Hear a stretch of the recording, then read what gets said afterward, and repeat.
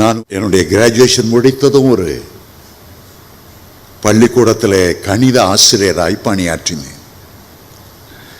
அதில் பணியாற்றி கொண்டு இருக்கும்போது இன்கம் டேக்ஸ் டிபார்ட்மெண்ட்டில் எனக்கு வேலை கிடைத்தது தான். அந்த பழைய வேலை வேண்டாம் என்று ராஜினா பண்ணிவிட்டேன். இன்கம் டேக்ஸ் டிபார்ட்மெண்ட்டில் அவ்வளவு சம்பளம், அவ்வளவு அதிகாரம், அவ்வளவு பவர், பெரிய பெரிய கோடீஸ்வரர்களோடு பழகுகிற ஒரு நல்ல வாய்ப்பு. அதிலே ப்ரமோஷன் மேலே ப்ரமோஷன். ஆனால் ஒரு நாள் மகிமையின் ராஜா எனக்கு தரிசனமானார். என்னுடைய மகிமையான ஊழியத்தை செய்ய வருவாயா?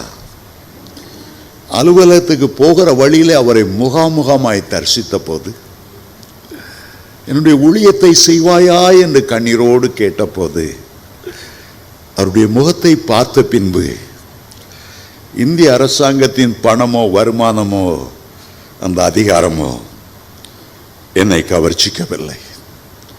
கிறிஸ்துவனுடைய மகிமையான ஊழியத்தை நான் செய்ய விரும்புவதினால் இந்த வேலையில் என்னால் தொடர முடியாததற்கு மன்னியுங்கள்.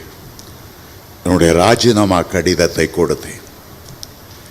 எப்போதுமே மேன்மையானது வரும்போது குறைவானது ஒழிந்து போகும்.